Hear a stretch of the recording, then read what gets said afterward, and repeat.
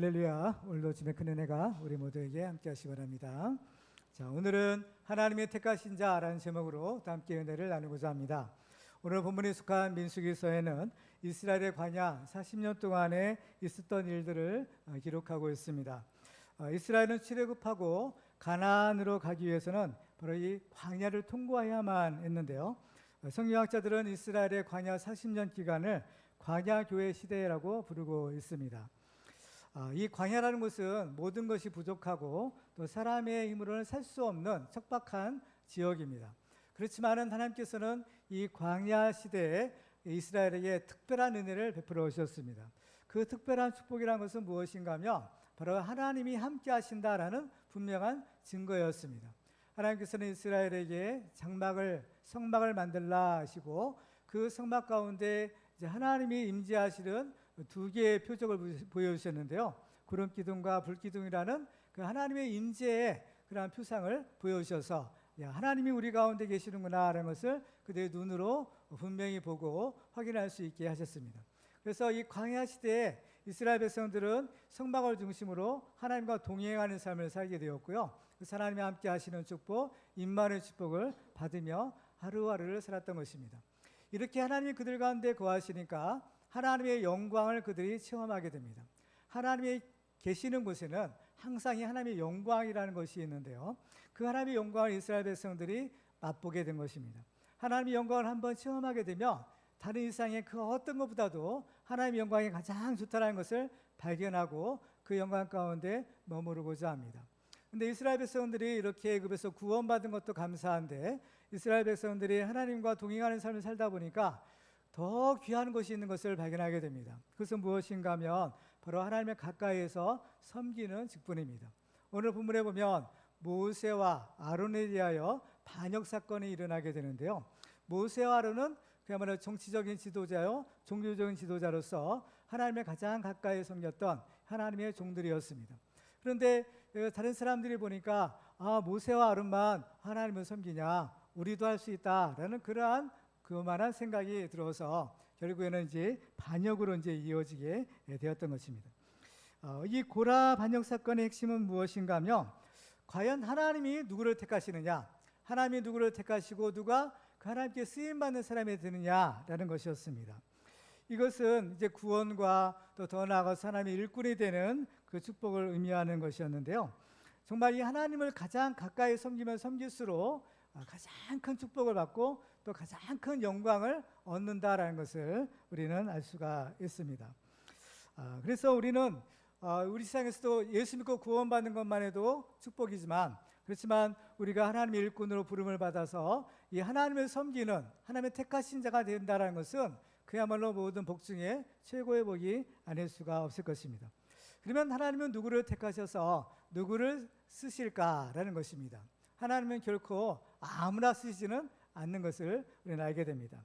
그러면 우리는 어떻게 하면 하나님의 택하신 자가 되어서 하나님을 섬기는 그 축복의 주인공이 될 수 있을까요? 오늘 말씀을 통해서 우리 모두는 하나님의 택하신 은혜를 받고 하나님 앞에 쓰임받는 그런 축복의 주인공들이 다 되기를 주님의 이름으로 축원합니다. 자, 하나님의 택하신 자가 되기 위해서는 첫 번째로 하나님을 믿고 그 말씀에 순종해야 합니다. 자, 12절을 보겠습니다. 모세가 엘리압의 아들 다단과 아비람을 부르러 사람을 보냈더니 그들이 이르되 우리는 올라가지 않겠노라. 자, 모세가 이 다단과 아비람을 부르러 사람을 보냈다고 했습니다. 이 다단과 아비람은 고라가 일으킨 반역에 가담했던 사람이었죠. 루벤 지파에 속한 형제들입니다. 모세는 앞부분에서 먼저 이 고라와 레위 자손들에 대한 책망을 했어요. 근데 그 자리에는 이 루벤 지파에 속한 이 다단과 아비람이 없었나 봐요. 그래서 또 이 다단과 아비람을 부르러 그들의 장막에 사람을 보내서 이리 올라오시오라는 그러한 이야기를 한 것입니다. 근데 그 모세의 그 부름을 받고도 이 사람들의 대답은 무엇이었는가 하면 우리는 올라가지 않겠노라라는 것이었습니다. 올라가지 않겠다라는 것은 모세의 말에 순종하지 않겠다라는 뜻입니다. 근데 오늘 본문에는요, 바로 이 다단과 아비람이 우리는 올라가지 않겠다라는 말을 두 번이나 이렇게 반복해서 말하고 있는 것을 볼 수가 있어요. 자, 첫 번째는 우리가 12절 하반절에 있었고 또 두 번째는 14절입니다. 14절 하반절에서도 잔뜩 불평을 한 다음에 마지막에 우리는 올라가지 아니하겠노라라고 말합니다. 이 사람들이 말한 우리는 올라가지 않겠다라는 말은 직접적으로는 모세의 말에 대한 불순종이었지만 또한 이 올라가지 않겠다라는 것은 하나님의 명령에 대한 불순종을 의미하는 것이었습니다.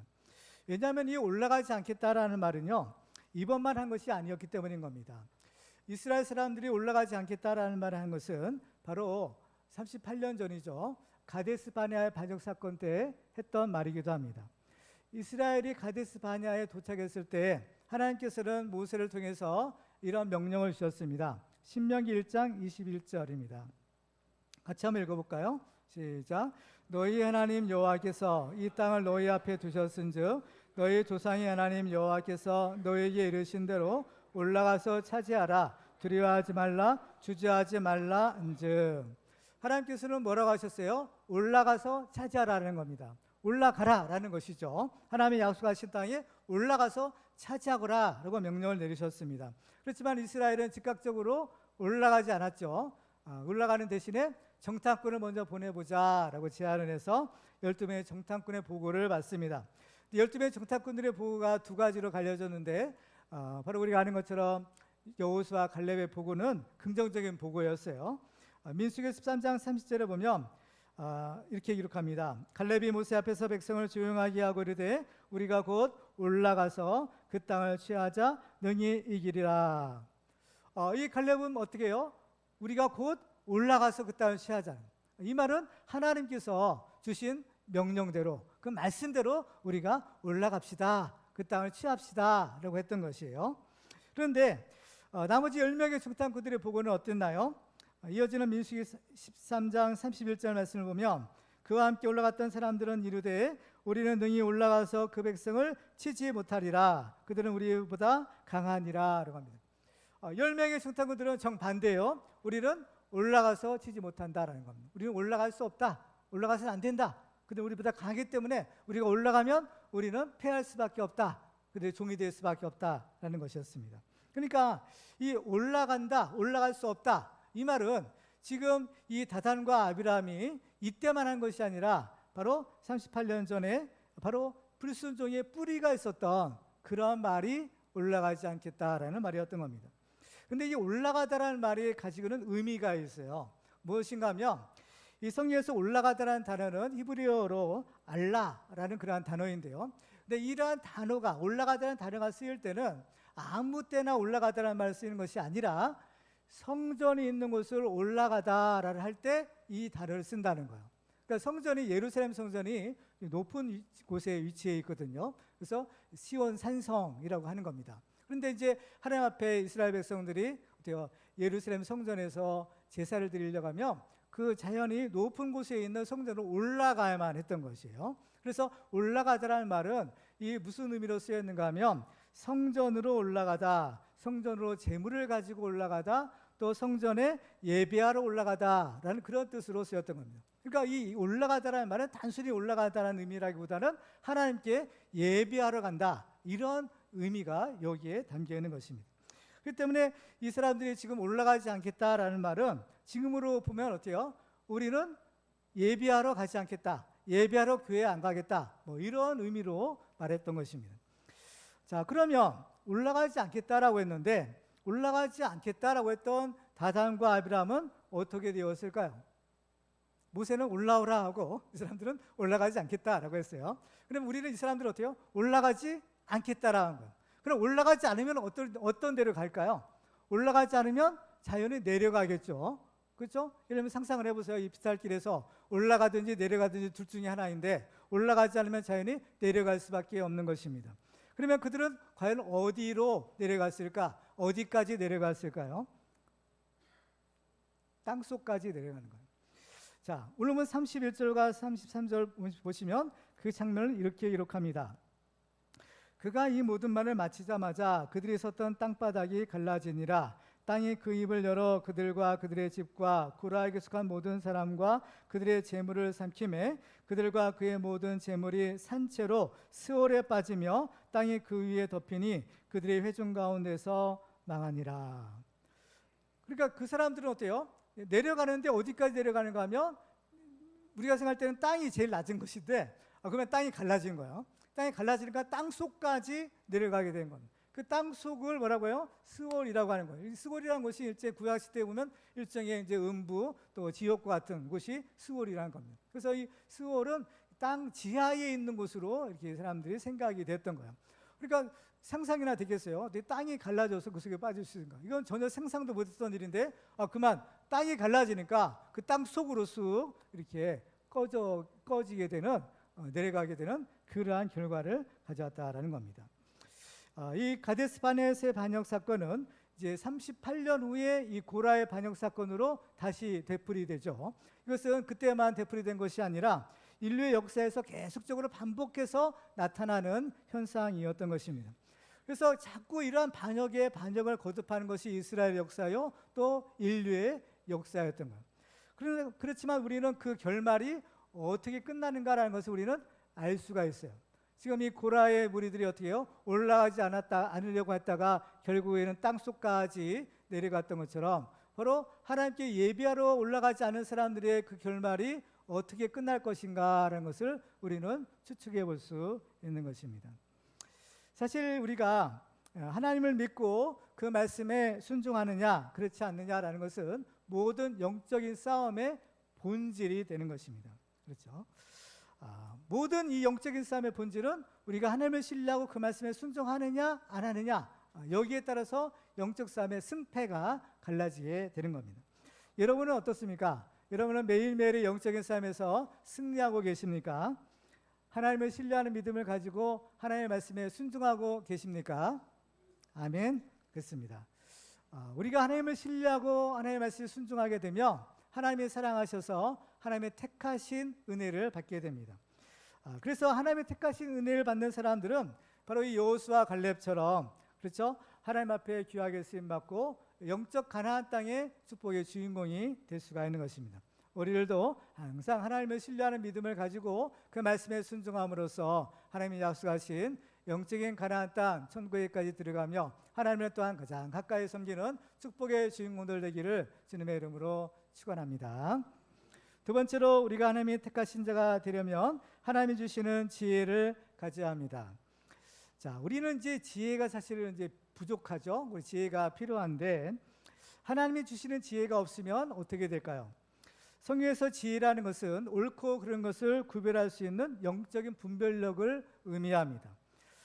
그래서 하나님을 믿지 않게 되면 하나님이 주시는 지혜를 얻을 수가 없게 되죠. 그래서 무엇이 옳고 그른지를 분별할 수가 없는 어리석은 자가 될 수밖에 없는 것입니다.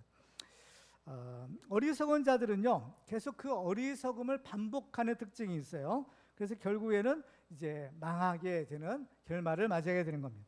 그 대표적인 사례가 바로 오늘 본문에 반역에 가담했던 사람들을 들 수가 있습니다.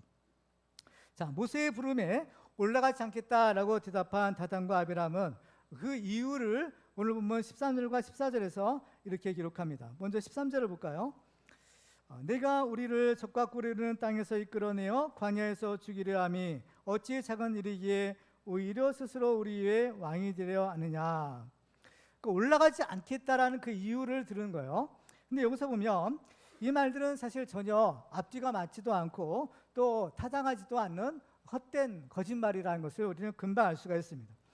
여기서 보면 내가 모세를 말하는 거예요. 모세와 아론 지도자들이죠. 내가 우리를 젖과 꿀이 흐르는 땅에서 이끌어내어 광야에서 죽이려 한다라고 말합니다. 자, 이 젖과 꿀이 흐르는 땅이라는 것은 어떤 땅을 말하는 것인가요? 일반적으로 성경에서 젖과 꿀이 흐르는 땅이라는 것은 어떤 땅이에요? 가나안 땅이잖아요. 하나님이 약속하신 가나안 땅을 가리킬 때 젖과 꿀이 흐르는 땅이라고 표현을 하는 겁니다. 그런데 지금 이 다단과 아비람은 뭐라고 하고 있어요? 젖과 꿀이 흐르는 땅이 어디라고 지금 가리키는 것 같으세요? 애굽을 말하는 거예요. 그러니까 젖과 꿀이 흐르는 땅에서 이끌어내어 광야에서 죽이라는 땅. 이 사람들이 어디서 나왔죠? 애굽에서 나온 겁니다. 그죠? 애굽에서 나왔는데 그 애굽을 가리켜서 젖과 꿀이 흐르는 땅이라고 말하고 있는 거예요. 이 말을 통해서 지금 이 사람들은요, 지금 뭔가 잘못돼도 대단히 잘못됐다라는 것을 우리가 알 수 있습니다. 사실 하나님이 그렇게 모세를 보내서 그 권능으로 그들을 구원해 주셨잖아요. 그 애굽으로 상당히 세상에서 구원해 내주셨는데, 그런데 그 애굽을 가리켜서 젖과 꿀이는 땅이다, 이렇게 말하는 것은요, 그들을 구원해 내신 하나님을 모독하는 행위인 겁니다. 그 애굽의 땅이 젖과 꿀이는 땅이라면 왜 하나님이 그들을 애굽에서 구원해 내셨겠어요? 거기에 잘 살도록 내버려 두시지, 그렇죠? 애굽이라는 곳은 세상을 상징하는 곳이고 결국 멸망의 도시를 의미하는 것입니다. 거기에 있다가는 같이 망할 수밖에 없으니까 하나님께서는 그들을 구원해 내신 거예요. 근데 구원해 내신 그 멸망의 땅을 가리켜 젖과 꿀 흐르는 땅, 가나안 땅처럼 좋은 땅, 이따위로 얘기를 하고 있는 것입니다. 그렇죠? 그래서 이어지는 14절의 불평을 보면, 이뿐 아니라 내가 우리를 젖과 꿀 흐르는 땅으로 인도하여 들이지도 아니하고 밭과 포도원도 우리에게 기업으로 주지 아니하니 내가 이 사람들의 눈을 빼려느냐, 우리는 올라가지 아니하겠노라 라고 합니다. 자, 여기서 보면요, 젖과 꿀 흐르는 땅이 또 한 번 나와요. 앞부분의 13절에서는 젖과 꿀 흐르는 땅이 애굽을 가리키는 말로 쓰였는데 14절에서 젖과 꿀 흐르는 땅은 어떤 땅이에요? 가나안을 지금 말하는 겁니다.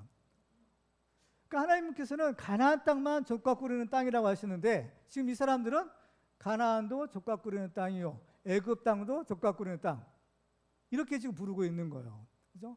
그러니까 무엇을 의미할까요? 분별력이 없는 거죠. 그죠? 가나안이면 가나안이지, 왜 이 애굽을 가리켜서 젖과 꿀 흐르는 땅이라고 부르는가라는 것입니다. 지금 이 사람들은 전혀 분별력이 없구나라는 것을 알 수가 있는 것입니다.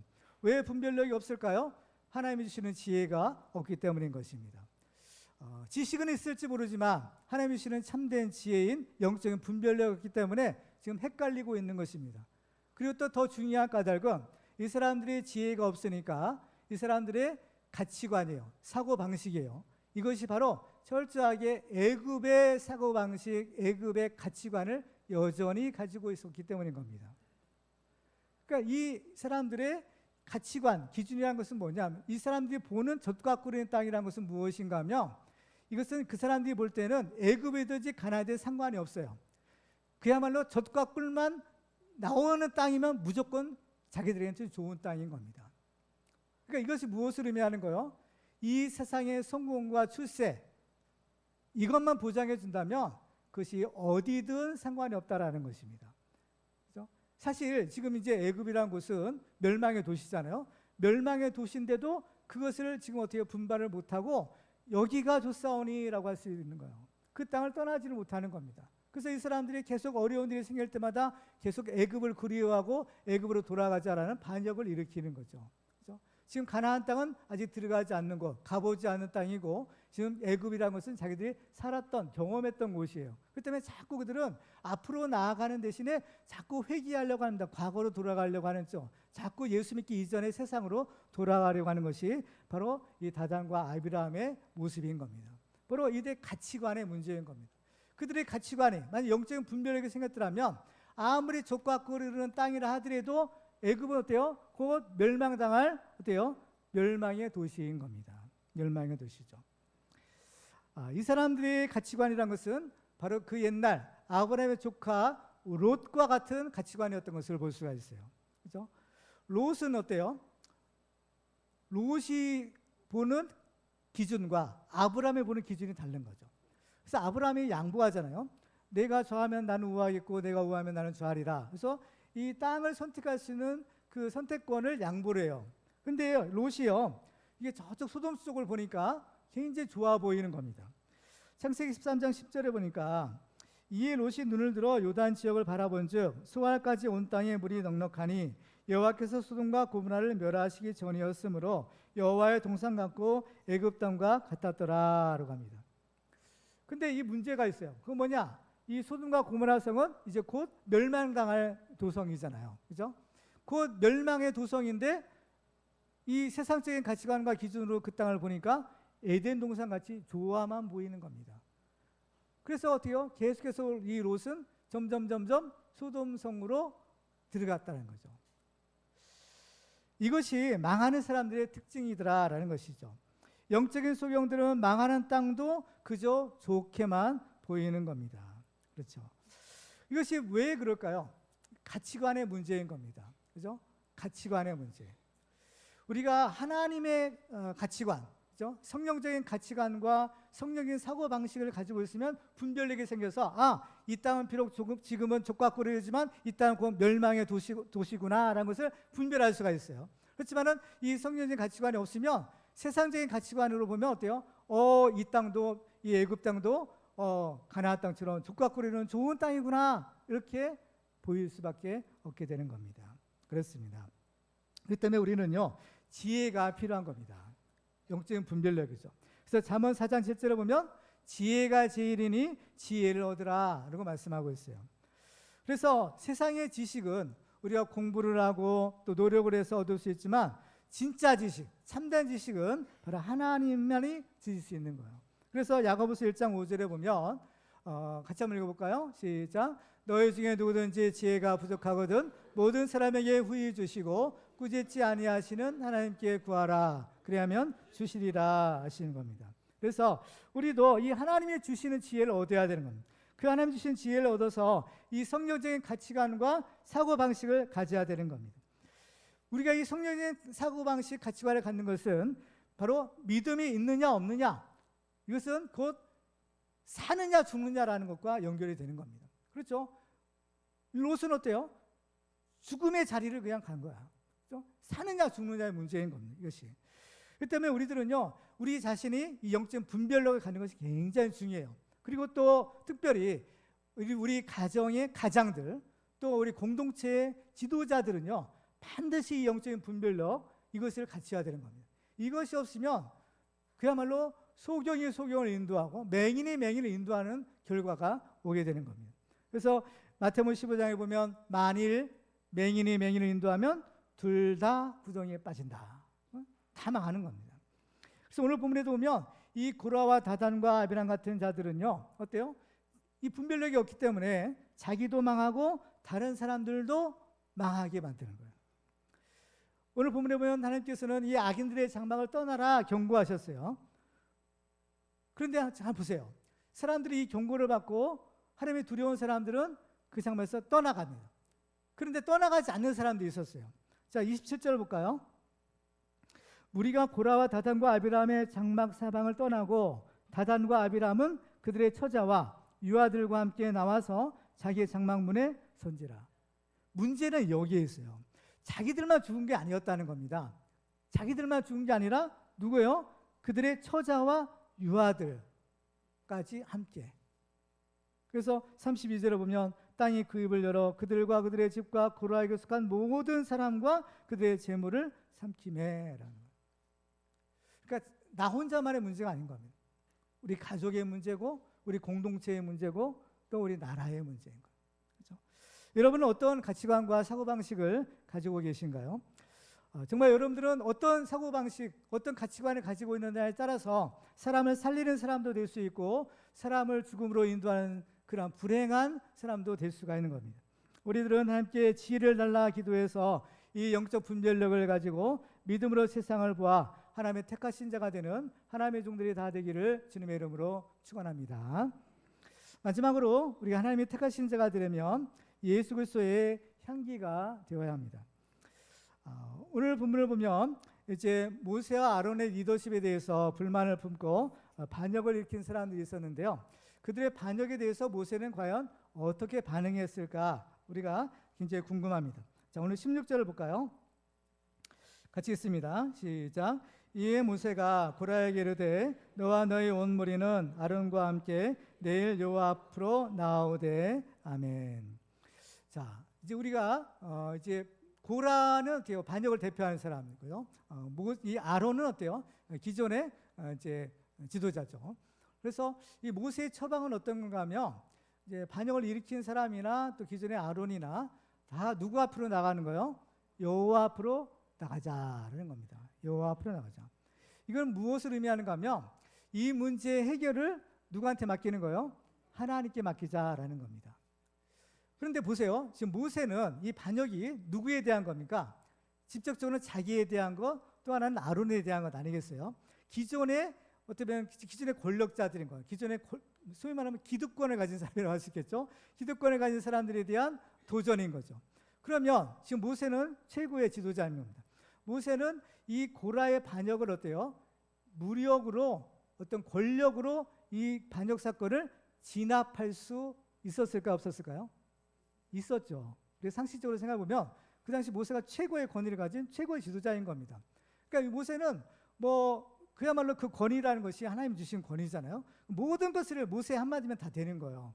그렇기 때문에 만약에 이 고라의 반역 사건이 일어났을 때에도 군대를 동원해 가지고 이 사람들 다 진멸하라 하면 끝나는 겁니다. 근데 모세는 그렇게 하지 않았어요. 모세의 겸손이죠.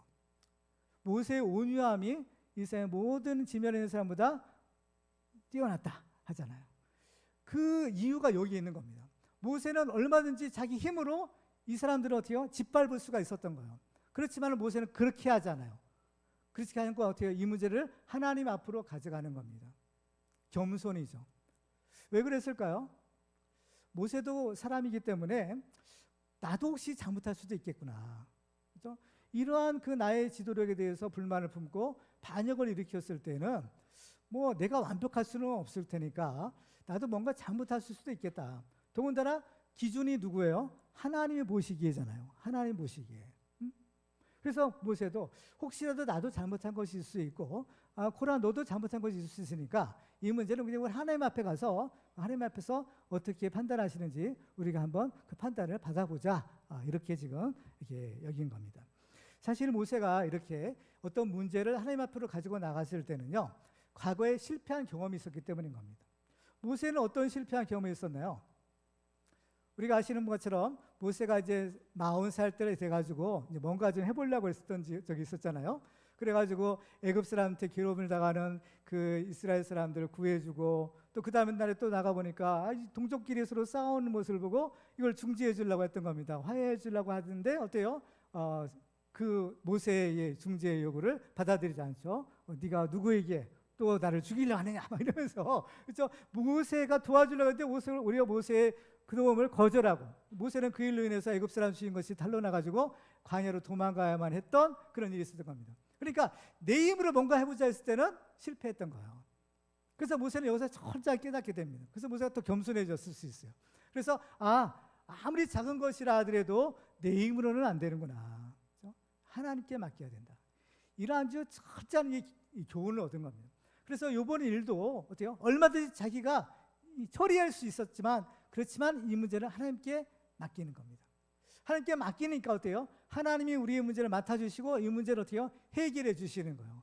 이 문제를 내가 끌어안고 이 문제를 내가 해결하려고 하면 어때요? 잘 안 돼요. 안 되고 또 매끄럽게 되지 않아요. 그렇지만 이 문제를 하나님께 맡기면 하나님은 방법이 있으세요. 하나님의 방법으로 딱 완벽한 해결을 해 주시는 겁니다. 자, 그래서 이제 하나님께 가지고 나갔는데 그러면 이제 지금 문제는 뭐예요? 누가 하나님의 택하신 자냐라는 것이잖아요. 그러면 누가 하나님의 택하신 자인지를 어떻게 알 수 있을까요? 그것은 바로 이 향로를 통해서라는 겁니다. 자, 17절 볼까요? 같이 읽습니다. 시작. 너희는 제각기 향로를 들고 그 위에 향을 얹고 각 사람이 그 향로를 여호와 앞으로 가져오라. 향로는 모두 250개라. 너와 아론도 각각 향로를 가지고 올지니라. 아멘. 자, 이 향로를 가지고 하나님 앞에 나가자라는 것입니다. 자, 이 향로라는 것은 무엇인가 하면 제사장이 이제 성막에서 이제 하나님을 섬기는데 그때 이제 사용하는 이제 하나의 기구예요. 이제 뭐냐면 향을 피우는 기구죠. 성막 안에 있는 기구들 중에서는 향로가 있었어요. 향로라는 것은 거기에 향품을 넣고 거기에 이제 향을 피우는 그러한 일종의 그릇이나 도구 같은 그런 것인데요. 그래서 이제 모세가 특별히 이 향로를 가져오라 한 이유가 있었어요. 뭐냐면은 지금 이 향로는 누가 들 수 있는 거예요? 제사장만이 할 수 있는 거죠. 그렇죠? 왜? 이거 성막 안에 있는 거. 성막 안에 제사장들만이 들어갈 수 있거든요. 근데 지금 고라의 무리들은 어때요? 그냥 제사장이 아니에요. 레위인들인데 어때요? 제사장의 직분을 요구한 거예요. 자기들은 성막에 들어가서 이 향로를 어떻게 해요? 뭐 할 수가 없는 사람들인 거예요. 그런데 이 사람들은 뭘 요구해요? 제사장의 직분을 요구하기 때문에, 그렇다면 너희들 이렇게 제사장분을 요구한다면 제사장만이 들 수 있는 그 향로 가지고 나와봐라. 그러면 하나님께서 알려주시겠다 하시는 겁니다. 그래서 앞부분에서 이 얘기가 한 번 더 나오는데, 민수기 16장 4절 이하에 보면, 모세가 듣고 엎드렸다가 고라와 그의 모든 무리에게 말하여 이르되 아침에 여호와께서 자기에게 속한 자가 누구인지 거룩한 자가 누구인지 보이시고 그 사람을 자기에게 가까이 나오게 하시되 곧 그가 택하신 자를 자기에게 가까이 나오게 하시리니 이렇게 하라. 너 고라와 네 모든 무리는 향로를 가져다가 내일 여호와 앞에서 그 향로에 불을 담고 그 위에 향을 두라. 그때 여호와께서 택하신 자는 거룩하게 되리라. 아멘. 그래서 이 말을 지금 다시 한번 반복을 하는 것입니다. 자, 그래서 이제 누가 이 하나님을 섬기는 제사장이 될 것인가, 누가 하나님의 택하신 자가 될 것인가는 자기들이 원한다고 해서 되는 것이 아니라 하나님이 정해 주신 사람이 되는 것입니다. 그렇죠? 근데 이제 하나님이 택하신 자가 하나님의 성막에서 여러 가지 일을 섬기는데, 그 섬기는 일 중에서 제일 중요한 것을 하나 본 거예요. 지금 이 모세가 볼 때는 그건 뭘까요? 바로 이 분향하는 거죠. 이 향로 가지고 향로에 불을 펴서 향을 피워드리는 거, 이것이 제사장이 해야 될 가장 중요한 일로 보는 겁니다. 물론 다 중요해죠. 불도 붙여야 되고 빵도 진설해야 되고 여러 가지 일을 다 중요하지만 특별히 제사장이 해야 될 가장 중요한 일, 그 뭐냐? 이 향을 피우는 거예요. 향. 자, 이제 그 출애굽기 30장 7절에 보면 여기에 대해서 이런 얘기를 합니다. 같이 한번 읽어볼까요? 시작. 아론이 아침마다 그 위에 향기로운 향을 사르되 등불을 손질할 때에 살을 찌며 또 저녁 때에 등불을 켤 때에 살을 찌니 이 향은 너희가 대대로 여호와 앞에 끊지 못할지며 너희는 그 위에 다른 향을 사르지 말며 번제나 소제를 드리지 말며 전제의 술을 붓지 말며 아론이 1년에 한 번씩 이 향단불을 위하여 속죄하되 속죄제의 피로 1년에 한 번씩 대대로 속죄할지니라. 이 제단은 여호와께 지극히 거룩하니라. 아멘. 이 향단의 제단이 여호와 앞에 지극히 거룩하다는 거예요. 그래서 이 제사장들이 하는 일은 이 향단의 향을 끊어지게 해서는 안 된다는 거예요. 아침 저녁으로 이 향을 채워가지고 낮에도 향, 밤에도 향이 이 성막 안에 가득하게 하는 것이 제사장이 해야 될 제일 중요한 일이었다. 또 이것이 성막 안에는 등불이죠. 등불을 비추는 것도 마찬가지죠. 등불이 꺼지지 않게 하라 하신 거예요. 그렇죠? 말씀에 빛을 말하면. 그런데 이 향이 뭘까요? 향이 상징하는 것은 기도죠. 그렇죠? 기도인 겁니다. 그러니까 이 기도가 끊어져서는 안 된다는 거야. 끊어져서는 안 되는 거야.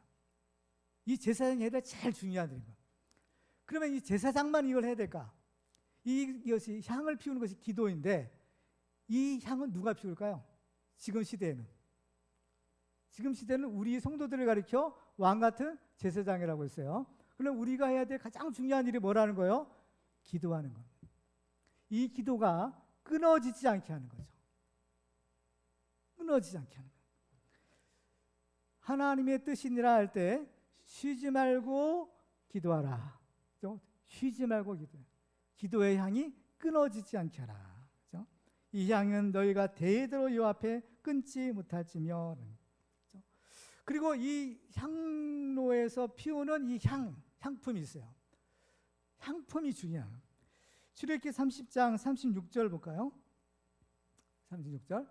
여기 보면 그 향 얼마를 곱게 찌어 내가 너와 만날 회막한 증거궤 앞에 두라. 이 향은 너에게 지극히 거룩하니라.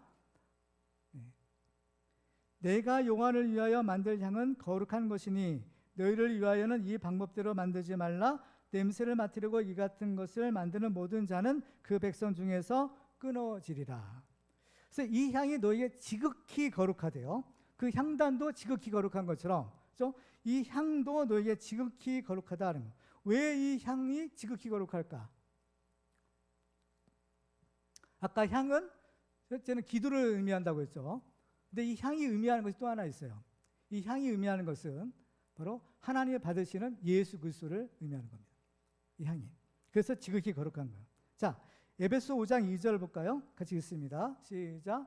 그리스도께서 너희를 사랑하신 것 같이 너희도 사랑 가운데서 행하라. 그는 우리를 위하여 자신을 버리사 향기로운 제물과 희생제물로 하나님께 드리셨느니라. 아멘. 이 향이라는 것은 뭐예요? 향품을 태워서 나오는 거죠. 그죠? 빛을 발하려면 자기를 태워서 빛을 발하는 것처럼 이 향을 발하려면 향품은 자기를 태워야만 거기서 향이 나오는 겁니다. 그러니까 이 향이라는 것은 뭐냐면은 자기를 하나님께 드리는 거예요. 그렇죠? 하나님께 헌신하는 향기인 거예요. 향기. 그래서 하나님이 가장 기뻐하시는 제물, 향기로운 제물은 예수 그리스도의 제물이었던 거죠. 예수 그리스도. 그래서 이제 이 구약 시대에 보면 사람들이 제사를 드리잖아요. 제사를 드리는데 하나님이 그 향기를 굉장히 기쁘게 받으신다라는 표현이 있어요. 그렇죠? 대개 보면 예를 들면 출애굽기 29장 18절에 보면 그 순양 전부를 제단 위에 불사르라. 이는 여호와께 드리는 번제요. 이는 향기로운 냄새니 여호와께 드리는 화제니라. 주로 이제 이 번제라는 것은 뭐냐면은 불로 태워 드리는 제사죠. 뭐냐면은 다 태우는 거예요. 남김없이 싹 다 태우는 거죠. 뭐냐면은 온전한 헌신을 말하는 겁니다. 그 온전한 헌신에 드리는 제사를 하나님이 받으시는 거죠. 그 연기를 태우면 어떻게 하늘로 올라가는 거예요. 그러니까 하나님 그것을 제사를 받으시는 것인데 그것이 무슨 냄새요? 향기로운 냄새래요. 그 짐승 태워본 냄새가 어떻게 향기로워요? 절대로 향기롭지 않죠. 그야말로 역겨운 냄새예요. 그렇죠? 사람이 맡기 어려워요. 근데 그 향기를 하나님은 어떻게 해요? 향기롭대, 냄새를. 왜 그럴까요? 온전한 헌신의 제사이기 때문에. 온전한 헌신. 하나님의 어린 양으로서 예수님께서 자신의 모든 것을 다 바쳐 하나님께 드리는 그 제사. 그것이 바로 하나님 받으시기에 합당한 아름다운 향기로운 제물이에요. 그렇죠? 예수님. 이게 예수님을 상징하기 때문인 겁니다. 그렇죠? 그래서 그 향이 거룩하다는 거예요. 그러니까 보세요. 그 향이 의미하는 것이 첫째는 예수 그리스도요. 또 하나는 기도라고 한 거죠. 근데 그것이 이 기도가 누구의 이름으로 기도를 드리나요? 예수님의 이름으로 기도하잖아요. 예수님의 이름은 기도가 하나님께서 받으시는 기도예요. 예수님의 이름으로 드리는 기도의 향을 하나님이 받으시는 겁니다. 그렇죠? 그 향이 하나님 받으실 때 아름다운 향기가 되는 거예요.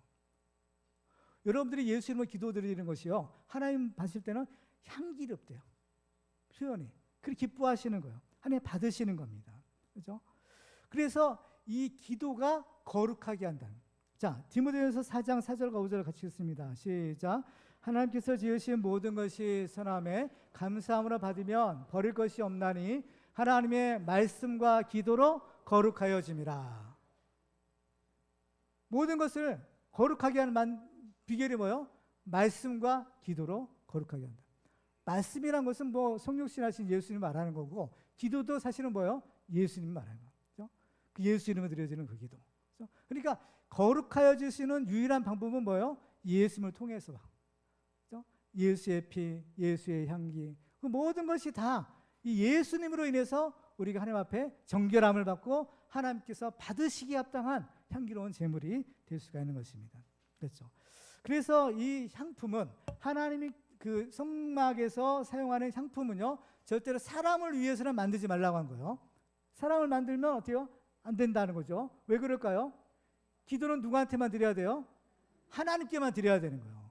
그래서 향은 기도의 향은 하나님께만 드려야 되는 거예요. 목적이. 그런데 이것이 사람에만 맡으려고 다른 데 이 향을 드리면 돼야 안 돼요? 안 돼요. 그 뭐예요? 우상 숭배인 거예요. 여러분들 기도해도 그렇죠? 엉뚱한 데 가서 기도하고 그렇죠? 엉뚱한 데 가서 머리 들이밀고 그러면 돼야 안 돼요? 안 되는 거예요. 그렇죠? 엄한 경고를 주시는 겁니다. 그래서 이 향로라는 것은 이 향이 태워지는 곳인 거예요. 향이 태워지는 거. 향이 태워지면 어떻게 해요? 거기에 향연이라는 것이 있죠. 연기처럼 하늘이 올라가요. 올라가는데 성막 안에 이것이 꽉 차요. 이게 뭘 의미하는가 하면 하나님의 영광을 상징하는 거예요. 하나님의 임재가 있는 곳에는 하나님의 영광이 항상 있다고 했죠. 그래서 이 향이 상징하는 것이 뭐예요? 하나님이 이곳에 계시고 충만하게 계시다. 하나님의 영광이 충만하다. 그죠? 이것을 의미하는. 그래서 여기에 향이 피워진 것은 이 성막 안에 하나님이 계시는구나. 하나님의 영광이 이곳에 있구나. 이것을 사람들이 눈으로 보아서 알 수 있도록 하는 거죠. 그렇기 때문에 이 향로라는 것은 엄청난 축복의 도구인 거예요. 그래서 아무나 이 향로를 가지고 할 수가 없어요. 그리고 이 향로는요, 엄청난 축복이지만 또한 굉장한 큰 책임이 따르는 거예요. 보세요. 대제사장이 1년에 한 번 대속죄일 날에 그 지성소에 들어가죠. 지성소에 들어가서 대속죄 제사를 드려요. 대제사장이 지성소에 들어갈 때 뭘 가지고 가는지 아세요? 제일 중요한 건 피죠. 짐승의 피. 그다음에 또 한 가지 뭘 가져가죠? 향로를 가져가는 겁니다. 향로. 예수 그리스도의 그 보혈의 피로 제사함 받고 그 향이 뭐라고 했어요? 예수 그리스도의 이름으로 드려지는 기도죠. 그죠? 그 향을 가지고 들어가는 겁니다. 그렇기 때문에 이 향은 어디요? 이 향로는 함부로 할 수 없는 거예요. 왜? 예수 그리스도를 상징하기 때문인 거죠. 그렇기 때문에 이 향로를 만약에 엉뚱한 사람이 만약 가지고 하면 어때요? 큰일이 나는 거죠. 큰일 나는 거. 그래서 성경에 보면 중요한 사건이 있었어요. 레위기서 10장 1절과 2절이죠. 제가 읽어볼까요? 아론의 아들 나답과 아비후가 각기 향로를 가져다가 여호와께서 명령하시지 아니하신 다른 불을 담아 여호와 앞에 분향하였더니 불이 여호와 앞에서 나와 그들을 삼키매 그들이 여호와 앞에서 죽은지라. 아론이 4 아들이 있었는데 2 아들이 바로 이 나답과 아비후예요. 첫째, 둘째예요. 근데 먼저 하나님의 제사드리러 이게 분향한 거예요. 그런데 어때요? 이들의 잘못이 뭡니까? 여호와께서 명하지 않는 다른 불이라고 했어요. 하나님이 명하신 불이 있고 명하지 않는 불이 있었던 것을 보게 돼요. 하나님이 명하신 불로만 이 분향해야 되는데 다른 불을 가지고 불을 피웠던 거예요. 그러니까 그 향은 어때요? 하나님이 받을 수가 없는 거야. 이 향을 피울 때 뭐가 필요합니까? 불이 있어야 돼요. 그죠? 향로에 향품을 담고 뭐가 있어야 돼요? 불로 태워야 되잖아요. 그러니까 이 향로는 물론 향로 자체도 중요하지만 더 중요한 게 있어요. 그 뭐냐면은 불이에요. 성경에서 불을 굉장히 중요한 것으로 보고 있는 것을 볼 수가 있는 것입니다. 그렇죠? 그래서 이 불은요, 어떤 불이어야 되는가 하면 불도 종류가 2가지예요. 하나는 하나님의 불이 있고 또 하나는 사람의 불이 있는 겁니다. 그렇죠? 이 사람의 불은 어떤 불일까? 사람의 불은 그야말로 욕망의 불이에요. 욕심이 타올라서 탐욕이 타오르는 것을 불난다는 거예요. 그죠? 불나는 것을 표현해요. 욕망의 불이요, 이 불은요 파괴의 불이에요. 그래서 결국 이 불은 죽음의 불인 거예요. 불나는 거 정말 무섭죠. 한번 불 쓸고 가면 남은 않지 않습니다. 그죠? 뭐 미국 LA에도 지금 뭐 큰 산불이 났었고, 그죠? 뭐 불이란 거 얼마나 무서운지 불 한번 나면 그냥 다 없어져 버리는 거죠. 그래서 지금 250명의 지휘관들이 그 향로를 가지고 왔다잖아요. 그 향로를 가져와서 불을 붙였다고 했죠. 근데 그 문제가 있어요. 뭐냐면은 그들이 향로에 붙인 불이 어떤 불이냐는 거예요. 제사장들이 성막 안에서 그 향품을 피우기 위한 불은요, 이 바깥에서 불은 쓰면 안 돼요. 그 불은 반드시 번제단에서 있는 불, 번제단에는 항상 불이 피어 있었는데 그 불로서만이 향품의 향을 태울 수가 있었던 거예요. 그래서 지금 나답과 아비후가 다른 불이라는 것은요, 그 제단의 불이 아니라 엉뚱한 다른 불을 가지고 했다가 죽은 거예요. 그러니까 하나님의 불로만이 하나님께 드리는 이 향품의 향을 살릴 수 있다는 거예요. 그러면 이 하나님의 불이 의미하는 것이 뭘까요? 이 불이 성령의 불인 겁니다. 하나님의 불이 있어요. 그렇죠? 하나님의 불이 있는 거예요. 하나님이 내려주시는 불이 있어요. 그렇죠? 제사를 드릴 때도 하나님의 불로 응답하시는 제사가 있었죠. 엘리야의 갈멜산에서의 불 제단이나 솔로몬의 성전 건축을 나서 제사 드릴 때도 하나님 불로 응답하시고, 그러니까 하나님의 불로 응답하시는 그러한 예배가 있는 겁니다. 제단이. 그러니까 하늘에서 내려오는 불이 있는 거야. 그죠? 하늘에서 내려오는 불이 뭡니까? 성령의 불인 거예요. 그러니까 이 성령의 불로서 어때요? 이 향이 피워지는 겁니다. 그러니까 이 향이 뭐라고 했죠? 기도라고 했죠. 예수 이름으로 드려지는 기도라고 했죠. 근데 여러분들 기도가 잘 됩니까? 기도해야지 다 알아요. 근데 실제로 기도가 잘 되나요? 잘 안 돼요. 왜 그럴까요? 기도는 내 힘으로 하는 것이 아니기 때문에. 기도는 내 힘으로 하는 것이 아닌 겁니다. 기도는요, 성령의 능력으로 하는 거예요. 성령의 불을 받아야만 하나님이 받으시는 기도가 되는 겁니다. 지금 이 향로에 향이 채워져 있어요. 불이 필요해요. 어떤 불이에요? 하나님의 불이에요. 하늘에서 내려오는 성령의 불이 댕겨져야만 어때요? 거기서 향이 나오는 거예요. 그 향이 어때요? 하나님이 받으시기에 합당한 기도의 향연이 되는 거예요. 그러니까 성령 받으셔야만 기도도 되는 겁니다. 내 힘으로 안 되는 거예요. 그죠? 내 힘으로 안 돼요. 이 성령의 불이 임하면, 성령의 불은 첫째로는 우리를 정결하게 하는 그러한 불이에요. 그러니까 우리의 죄가 있잖아요. 더러운 것도 있어요. 이 더러운 죄악들을 다 깨끗하게 하는 것이 성령의 불의 역할인 거예요. 성령 받으면 그래서 어때요? 회개가 되는 거예요. 그래서 회개를 시키는 거죠. 성령의 불이. 자, 이사야 하세요. 이사야 6장 6절과 7절이에요. 같이 읽겠습니다. 시작. 그때 그 스랍 중에 하나가 부젓가락으로 제단에서 집은 바 핀 숯을 손에 가지고 내게로 날아와서 그것을 내 입술에 대며 이르되 보라, 이것이 내 입에 닿았으니 내 악이 제하여졌고 내 죄가 사하여졌느니라 하더라. 아멘. 그렇습니다. 이 불이 우리를 정결케 하고 하나님 앞에서 설 수 있는, 그죠? 바로 이 정결한 불인 겁니다. 그래서 이 불은 항상 꺼지지 말아야 돼요. 성령의 불이 꺼지면 안 되는 겁니다. 성령의 불이 꺼지면 교회가 될 수 없는 거예요. 그래서 레위기 6장 12절에 보면 제단 위에 불은 항상 피어 꺼지지 않게 할지니 제사장은 아침마다 나무를 그 위에 태우고 번제물을 그 위에 버려놓고 화목제의 기름을 그 위에서 불사를 찌며 불은 끊임이 없이 제단 위에 피워 꺼지지 않게 할지니라. 아멘. 성막에서 향연이 끊어지지 않는 것처럼 제단에도 그 제단의 불이 꺼지지 않게 하는 거예요. 성령의 불이 꺼지지 않도록 하는 것이 중요한 것이에요. 그 때문에 이 불이 있는 제사, 불이 있는 예배는요, 우리의 재앙을 그치게 해요. 우리의 모든 저주를 그치게 하는 겁니다. 왜? 죄를 소멸하기 때문입니다. 다윗이 인구조사해가지고 재앙이 임하죠. 그 재앙을 그칠 수 있는 방법을 알려주세요. 뭐예요? 불로 응답받는 제사예요. 역대상 21장 26절에 보면 다윗이 거기서 여호와를 위하여 제단을 쌓고 번제와 화목제를 드려 여호와께 아뢰었더니 여호와께서 하늘에서부터 번제단 위에 불을 내려 응답하시고 여호와께서 천사를 명령하심에 그가 칼을 칼집에 꽂았더라. 아멘. 불로 응답받는 예배 드리니까 재앙이 끝이는 거예요. 여러분들에게 문제가 있습니까? 여러분 집안에 우한 질고가 있습니까? 여러분들의 재앙을 끝이는 방법은 뭐예요? 불로 응답받는 예배를 드리는 겁니다. 성령의 불이 임하시면 끝나는 거예요. 성령의 불이 여러분들의 모든 죄와 모든 허물을 다 살라버리는 거예요. 하나님 앞에 정결케 하는 겁니다. 하나님과 원수되었던 그 모든 죄들을 다 해결해 주시는 거죠. 하나님께서는 이 은혜를 주시기 위해서 예수를 보내주셨고 또 우리에게 성령을 보내주셨어요.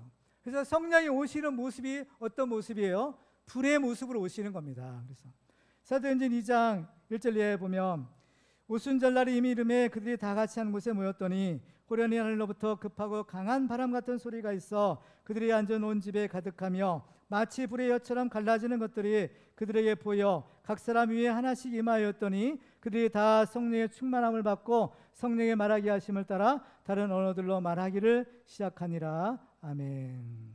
그렇습니다. 하나님께 드리는 우리의 헌신 또 우리의 기도도 성령의 불로 가능하게 되는 것을 보게 됩니다. 그렇습니다. 갈멜산에 두 개의 제단이 있었죠. 하나는 엘리야의 제단이요, 하나는 바알 선지자들의 제단이었습니다. 둘 다 안에서 불이 임하기를 간절히 기도했지만 하나님께서는 엘리야의 제단에 불로 응답하십니다. 하나님이 응답하시는 제단이 있는 거예요. 바로 우리 교회에서 드려지는 이 제단, 이 예배가 하나님이 불로 응답하시는 제단이 되기를 바랍니다. 올해 우리 교회의 표어가 뭔가요? 성령의 불이 임하는 교회인 겁니다.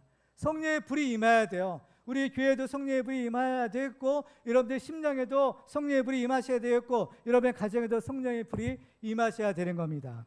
성령의 불이 임하시는 축복을 받으시기 바랍니다. 성령의 불이 임하시면 우리는 향기를 낼 수가 있어요. 바로 예수 그리스도의 아름다운 향기를 내는 축복의 주인공이 될 수가 있는 것입니다. 그래서 고린도후서 2장 14절과 15절 같이 읽어볼까요? 시작. 항상 우리를 그리스도 안에서 이기게 하시고 우리로 말미암아 각처에서 그리스도를 아는 냄새를 나타내시는 하나님께 감사하노라. 우리는 구원받은 자들에게나 망하는 자들에게나 하나님 앞에서 그리스도의 향기니. 아멘. 그렇습니다. 향기가 있는 거예요. 하나님 앞에서 악취를 풍기는 사람도 있고 하나님 앞에서 아름다운 향기를 내는 사람도 있는 것입니다. 아론은 하나님이 받으시기에 아름다운 향기를 내었지만 고라의 무리들은 악취를 풍기는 자들이었어요. 고린도서 2장에 보면 이 사람에게는 사망으로부터 사망에 이르는 냄새요 저 사람에게는 생명으로부터 생명에 이르는 냄새라 했습니다. 생명에 이르는 냄새를 내는 사람도 있고 사망에 이르는 악취를 내는 사람도 있었다라는 겁니다.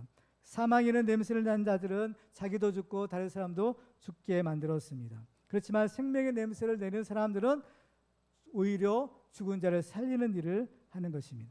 사람들은 저마다의 고유한 냄새가 있다고 합니다. 여러분은 어떠한 냄새를 내고 계신가요? 여러분은 하나님이 받으시기에 합당한 아름다운 향기로운 제물입니까? 아니면 도저히 하나님이 견딜 수 없는 사람의 냄새입니까? 그렇습니다. 오늘 본문에 보면 사람들이 자기의 향로를 가지고 하나님께 섰다라고 했습니다. 18절에 보면 그들이 제각기 향로를 가져다가 불을 담고 향을 그 위에 얹고 모세와 아론과 더불어 회막문에 서니라. 제사장만이 이 향로를 들 수 있다고 했는데 우리도 제사장이죠. 왕 같은 제사장이라 우리에게도 하나님이 들려주시는 그 향로가 있는 겁니다. 눈에 보이지 않지만 영적인 향로들이 다 여러분에게 있는 거예요. 그래서 아무나 가질 수 있는 것이 아니라 하나님께서 특별히 택하신 자들에게만 주시는 하나님의 선물이요 축복이요 사명의 향로인 겁니다. 우리들은 바로 예수 그리스도를 믿음으로 하나님께서 우리를 왕 같은 제사장으로 삼아 주셨습니다. 그래서 우리들은 이 성령의 불을 받아 늘 끼어 주님의 이름으로 기도하고 우리의 몸을 거룩한 산 제물로 드려 예수 그리스도의 아름다운 향기로 하나님께 영광 돌리시기를 주님의 이름으로 축원합니다. 이제 말씀 맺겠습니다. 오늘 우리는 하나님께서 택하신 자가 되기 위한 비결들을 살펴보았는데요. 우리는 여호수아 갈렙처럼 하나님을 믿고 그 말씀대로 순종해서 하나님의 택하신 자가 되어 예수 그리스도의 아름다운 향기를 내고 하나님을 가장 가까이 섬기는 축복의 주인공들 되기를 주님의 이름으로 축원합니다.